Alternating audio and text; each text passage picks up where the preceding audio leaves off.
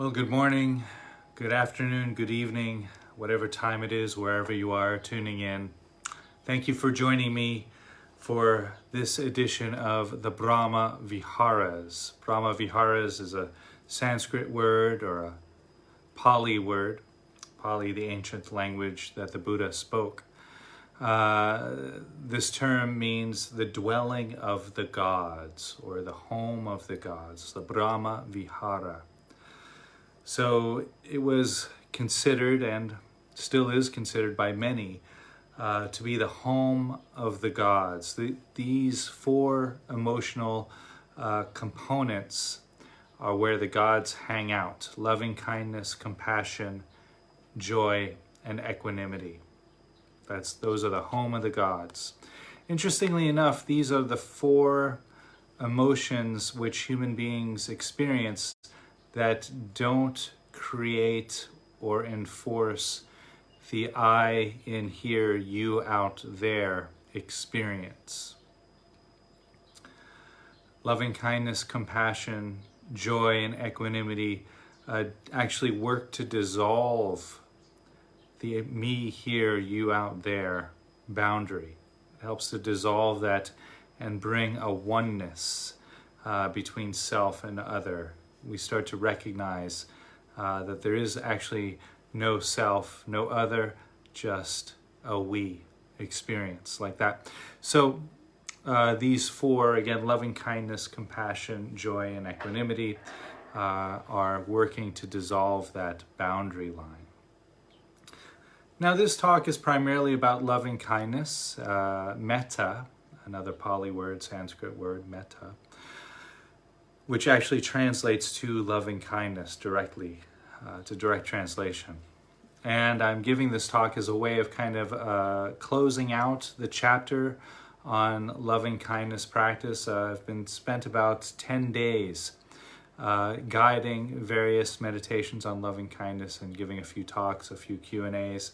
If this is your first time joining me here, all of that is available on my YouTube channel, on my Instagram, and also it's all here on my Facebook page. If you scroll through and you wish to catch up, you can do that.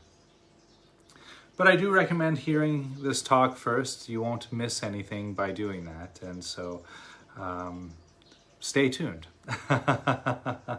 I do enjoy giving these talks very much. And I don't think these sessions are in any sort of sequential order, more or less. The practice actually, I'm going to talk a little bit about this later, but the practice actually does unfold in a sequence.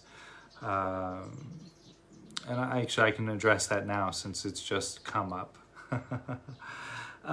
So when we do loving kindness practice or any of the Brahma Viharas, compassion, joy, equanimity, we always start with ourself. That's the tradition.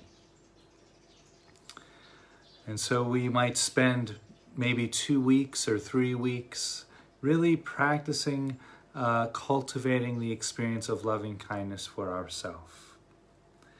The reason why we spend so much time, and one should really ideally practice this for about a half an hour every day, could be more, could be less, but half an hour is the ideal amount of time. So a half an hour every day for 2 to 3 weeks. Why so much time? Well, because this gives us a real experiential knowledge on loving kindness for ourselves.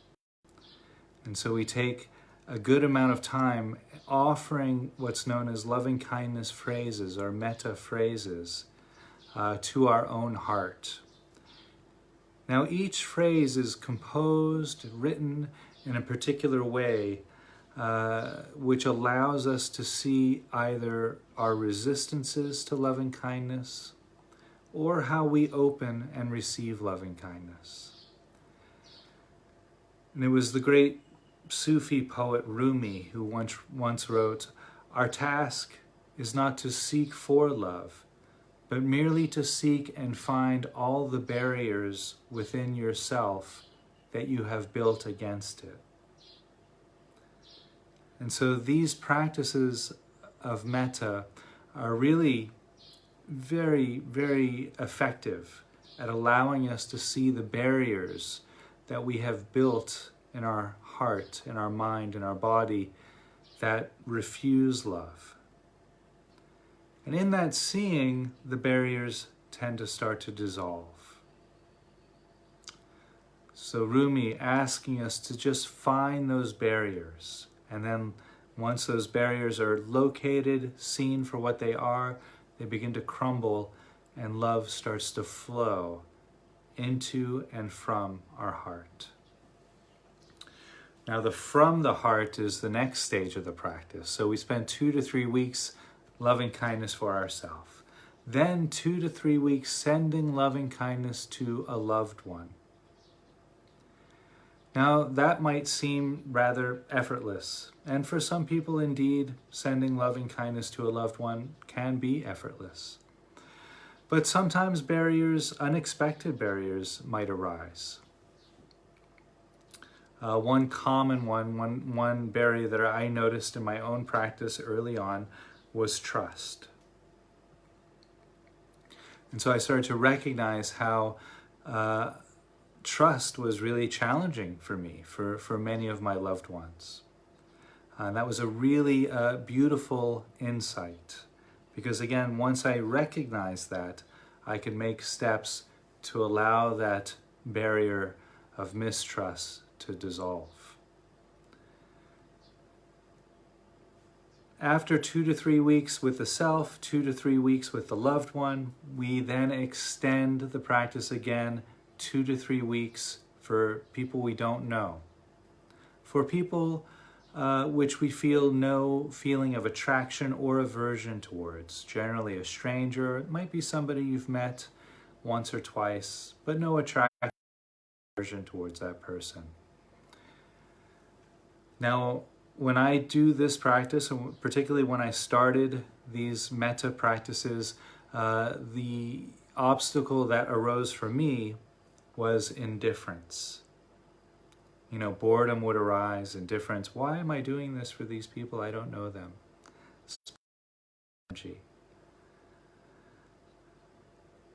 So once indifference started to dissolve, experiencing the human beings as just the same as me, that we all want happiness and want to be free from suffering. That's really a profound insight there. And so as that indifference broke down, as that indifference dissolved for me in my own practice, started to witness, started to experience this we that I was referring to. The self and other begins to dissolve. Typically we experience a loved one as a we anyway, mostly, right? We even say that our mother, our father, our family, our tribe, our political party. It's an our, it's a we. We consider that part of us already. Strangers, not so much. Generally, we consider them other. So when we start sending loving kindness to strangers, again, that otherness starts to dissolve and a we bond starts to form. This is really important.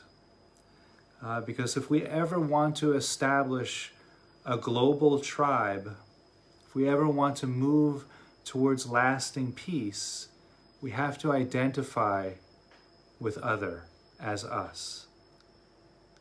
It'll never happen otherwise, or at least not, I can't see it happening in any other way. So we spend 2 to 3 weeks loving kindness for ourselves, 2 to 3 weeks loving kindness for a loved one, 2 to 3 weeks loving kindness for a stranger. Now, if my math serves me correctly, that's 6 to 9 weeks. That's quite a lot of consistent practice. Now, after that much loving kindness practice, we start to really feel the benefits of loving kindness. We start to sleep easier. We have more pleasant dreams. We're less stressed. We're more effortless in our life, and so forth. So the benefits really start to take root. So a certain type of confidence is born into the practice at that point. And that's good because the next stage is quite challenging. Loving kindness for the perceived enemy. Now, I did a whole 45-minute talk on loving kindness for the perceived enemy a few days ago. So if you'd like, you can go back to there. I really went into the challenges of that stage quite deeply. But I'll just talk about a little bit about my experience there, as maybe some of you can relate.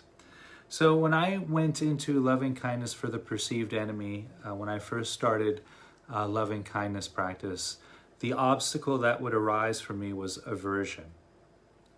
And that aversion could take many forms, but generally felt like anger, aggressiveness, jealousy perhaps, envy. Those are all really common forms of aversion. Now, what I recommend is that if you feel aversion for your perceived enemy during loving kindness practice, and it's really sticking there, so much so that it makes the practice close to impossible to do, step out of the practice, go into guided meditations on forgiveness. Now, I don't have time to guide a meditation on forgiveness here today. If anybody would like that, send it on a comment or through Messenger, and I'm happy to do a guided meditation on forgiveness. If not, if I don't get any comments, go to my website, www.suchsweetthunder.org, and go to the Meditation with Challenging Emotions page. There is a guided meditation on forgiveness there. Beautiful practice. And there's nothing wrong with that. It's not that we failed at loving kindness and now we're going back to forgiveness. Sometimes people have that concept. But it's just that it helps to take the stone out of the heart, the stone of resentment, the stone of anger. Take that out of the heart and put that down.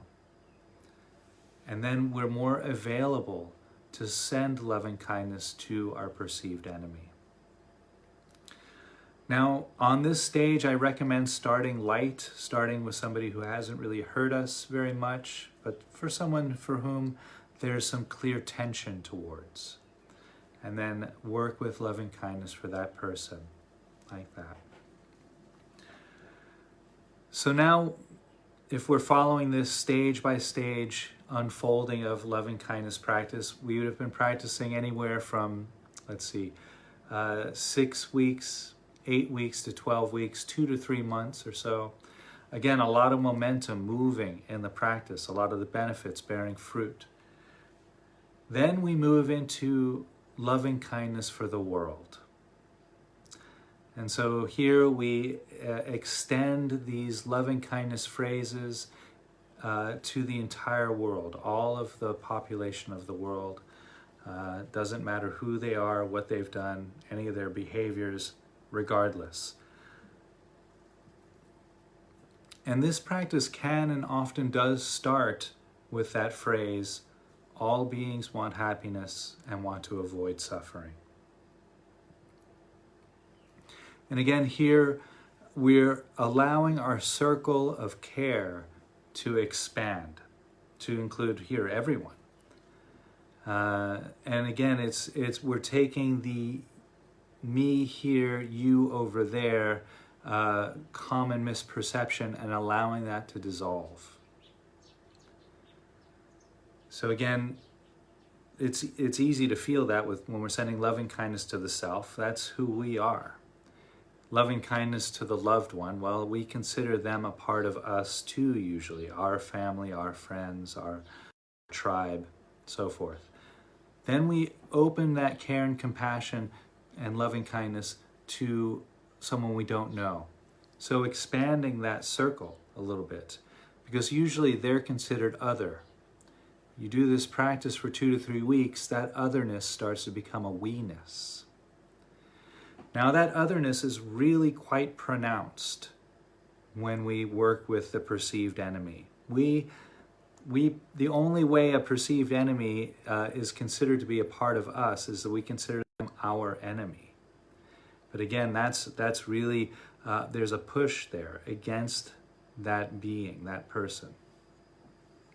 So why is it so difficult to extend loving kindness to a perceived enemy?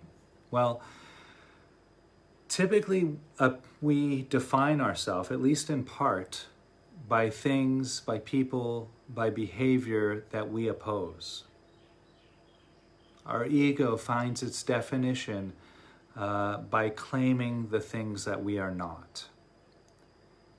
And so when we see a person embodying those behaviors or doing the things that we define as not us, or holding a political ideology that's opposing to the one we identify with, we naturally, normally fall into this them way over there and us over here.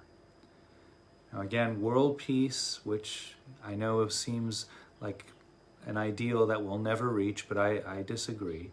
World peace will never be possible until we break that barrier down and we start to experience the perceived enemy as us, as a we. And also the knowledge, the phrase, or the concept rather, that I would do exactly what that person's doing if I had been born under their parents, if I had their education, if I had their upbringing, if I had their experiences, their life experiences, my behavior would be exactly the same as that person's. Because we all have the seeds of possibility, all of the seeds of human potential are in our consciousness, are in our hearts. And because of their experiences, certain seeds got watered and certain ones didn't. And because of my experiences, certain seed got watered and certain ones didn't. And so knowing that, we can really now start to see the humanity between, well, the humanity of our perceived enemy and how we too and they too are humans, cut from the same salt. So that's the beauty of loving kindness. We're widening that circle of care. Now we again widen it out to the entire world. And that can be really kind of a relief, actually, after working with the perceived enemy. Now we have everyone included. I felt in my own practice when I started these practices that really took the edge off. The difficulty, the aversion of the perceived enemy, because now we have people we like. Beautiful. That's already a part of our tribe, our family, our friends, us. Then we have the perceived enemy, and that kind of balances it out. It's kind of this yin and yang experience. And so we start with the loved one, we send it around the table to the person we're indifferent to, or the stranger, the neutral person. Then we send it to our perceived enemy, the person we feel aversion towards. And we're sending it out to the entire world equally. All beings want happiness and want to avoid suffering. And the way this person may have treated me, or that person may have treated me, or the way that person behaved when I bought groceries at their store, it's all irrelevant. It's really so trivial compared to the basic human right of happiness. And once we feel that, once we recognize that experientially in our heart, it becomes then quite easy to extend loving kindness even to people who transgressed against us. Now, that doesn't mean we condone that transgression. That doesn't mean we say, you punched me in the jaw last week and that's okay, I love you. Doesn't mean that. But what it means is we recognize their humanity. Okay, he punched me in the jaw. Maybe he was, maybe he's under a lot of duress. Perhaps, whatever's going on in that person's life, he might be very, very wounded. And he's acting out through those wounds. And I was just in the wrong place at the wrong time and got a punch in the jaw. It doesn't mean that person doesn't deserve happiness. It doesn't mean that person doesn't deserve to live a life free from suffering. And so we take the attachment, we take the personal we take the investing out, our personal investment out of the situation. It has nothing to do with me, and it has nothing to do with him. And we move forward with loving kindness simply because we're all a part of this human race, this global tribe.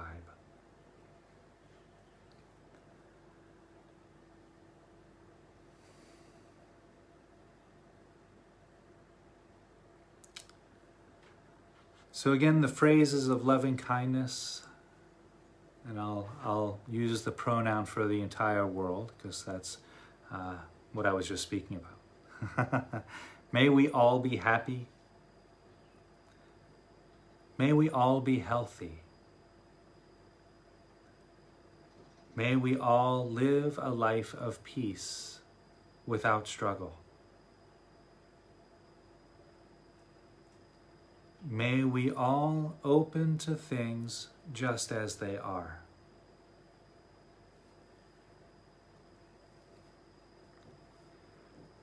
May we all experience the world opening to us just as we are.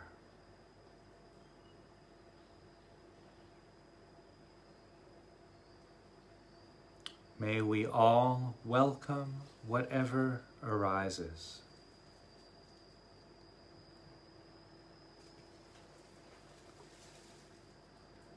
And so again, these phrases are written kind of with a hook to them.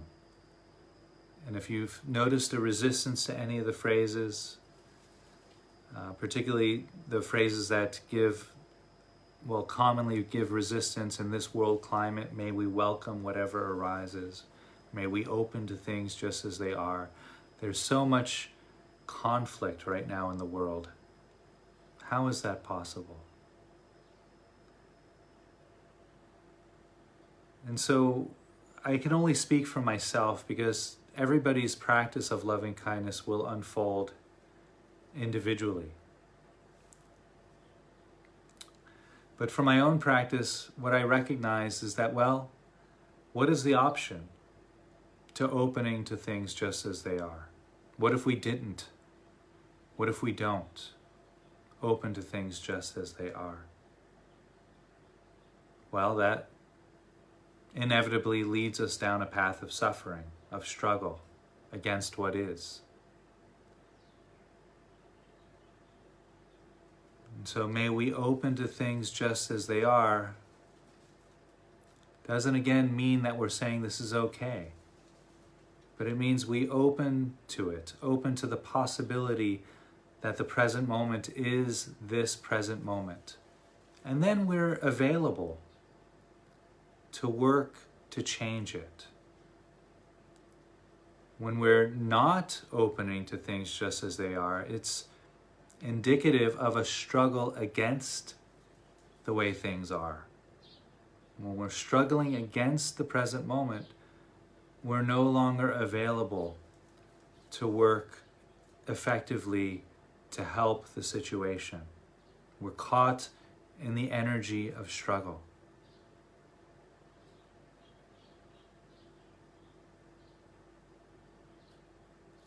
So those are the loving kindness phrases. I find them quite beautiful. And one way that we can apply these, if you're not using loving kindness practice, if you're not meditating in this way, the way I described, but perhaps you'd like to have a technique where you can just use them in day-to-day application. And so carry one of the phrases with you, or carry the whole list of phrases if you wish, if you have a piece of paper, or just memorize them the way I have, or write them down.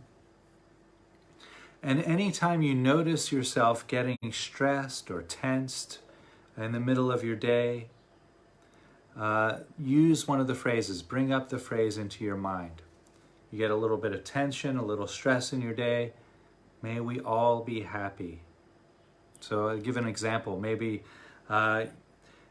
you've put in order to have your cable upgraded, and so they've told you they're going to be at your home between 2 and 5, and they don't show up, and you're getting angrier and angrier.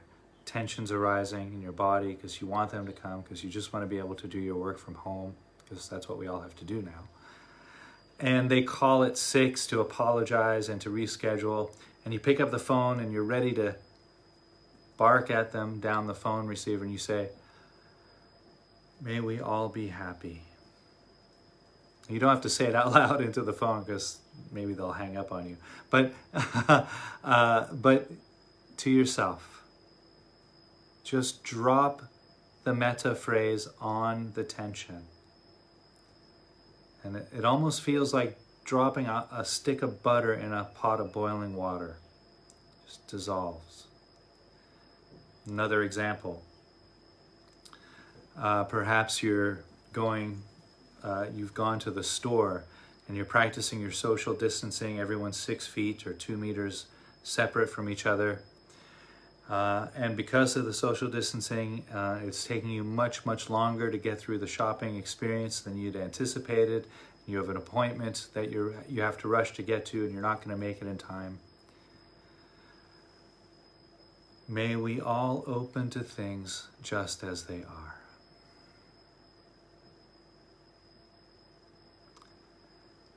Now, it might take a few times. That tension, you drop the phrase on, you feel your body, your mind, your heart relax, and then the tension comes back 2 minutes later. That's normal. Drop the phrase on the top again, or use a different one.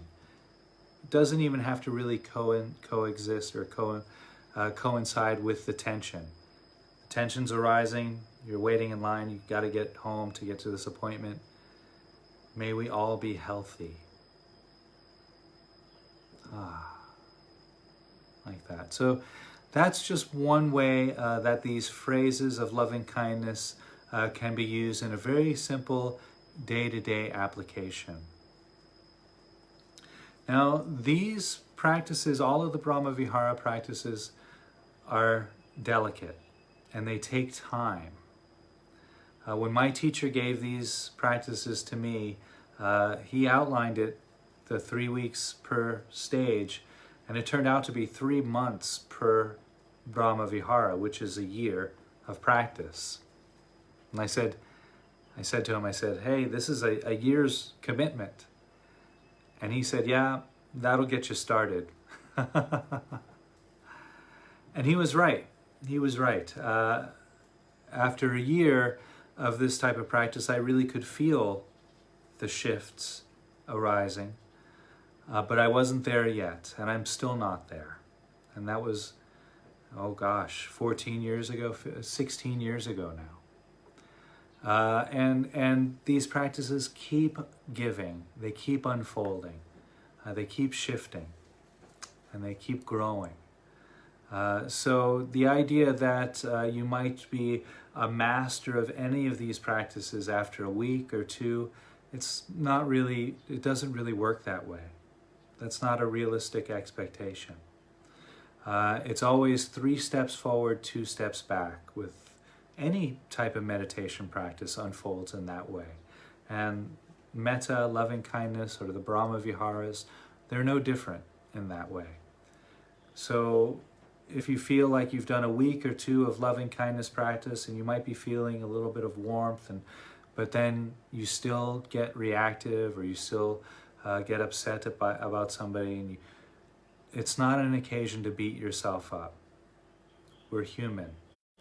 Anger, emotional reactivity, that's all a part of the human experience. And so these practices are really designed to help us live more fully with that human experience. So again, always moving forward with a feather-light touch, a healthy dose of self-compassion. And speaking of self-compassion, that's a great segue to the next Brahma Vihara, compassion. I'll just give a quick introduction to the compassion practices. Now, I'm going to use similar phrases, but the wording has changed. Some of the phrases, just one word changes. Now, with the loving kindness practices, those practices are designed to allow us to open to and embrace the present moment. It's this warmth, this opening and embracing of the present moment situation. That's indicative of a loving kindness experience, an embrace, a warmth, a holding. Compassion is a bit different. Compassion is an accepting of the present moment. Compassion, when cultivated, allows us to be in the present moment when there is suffering there, without reacting. Loving kindness allows us to be in the present moment when there is all sorts of imbalances. We embrace those and we work to correct the imbalance. So compassion is more focused, if you will, on the alleviating of suffering, ourselves and others. Now again, just like loving kindness, the practices of compassion start with ourself. Now, it should be noted that the practices of self-compassion and compassion for others have been cited by many psychologists and therapists and mindfulness teachers as being very key to the healing of trauma. It's one of the reasons why I launched this program on the Brahma Viharas, is to alleviate trauma. And actually I got the idea because somebody posted on Facebook what the world might look like if the world was suffering from post-traumatic stress disorder, the whole world, from COVID-19. And that's it's not an unrealistic expectation that the whole world might come out of this experience somewhat traumatized. And so this, particularly the practices of compassion, can be used as a tool to alleviate trauma. Now, the practices that I'll offer here, again, the phrases, much in the same way, loving kindness, we come into the silence of meditation, breath, body, and sounds, or sounds, body, and breath, recognizing that those are all anchors to the present moment. And then we offer the following phrases, and you'll hear the similarity to the metta phrases. Compassion. May I be free from suffering.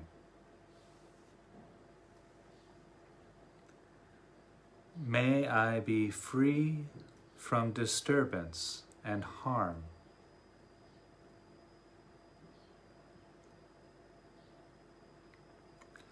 May I accept things just as they are.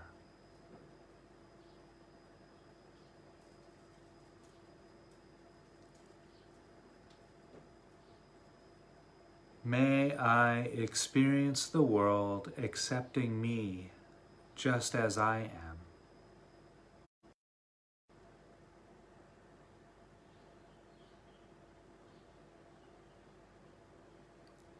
May I serve whatever arises.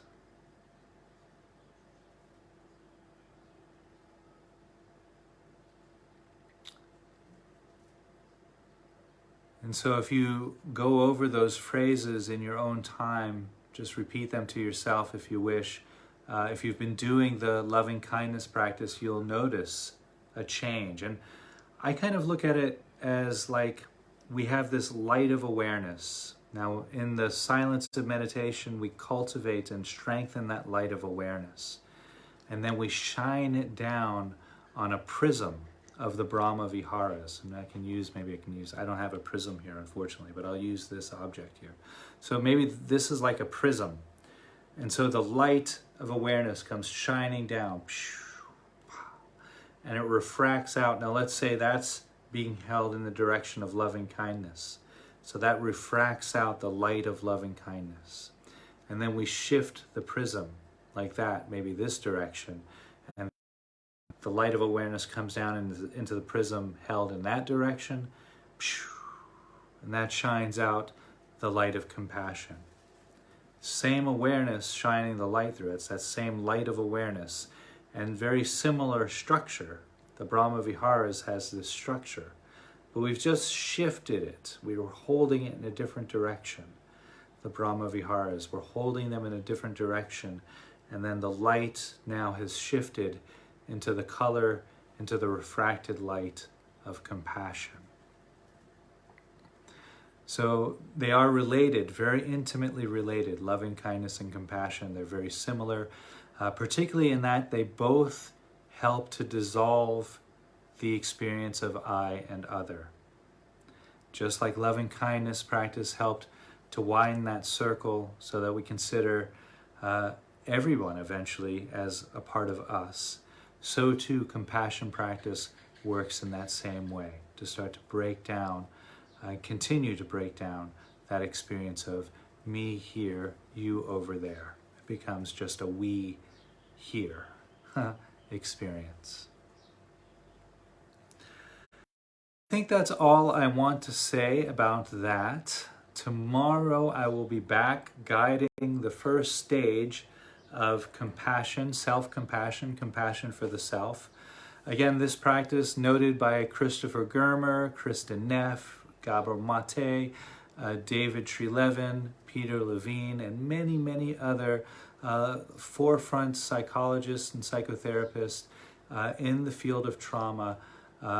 They all say this practice is the practice that can really move forward in trauma healing. So if you know anybody who's suffering from trauma, either from COVID-19 or from any past experiences, please, if you don't send them here to this to these episodes, send them somewhere where they can receive some information about compassion, self-compassion practices, mindfulness-based self-compassion practices. Very, very beautifully constructed practice which facilitates the healing of trauma. Okay, that is really all I'm going to say. Stay safe, stay healthy, stay clean, wear your masks. If there is anybody who is suffering from loneliness, depression, don't hesitate to reach out to a friend, to a colleague, to a person you don't know very well, and just say hi and see where the conversation takes you. Much love, much light. Be well.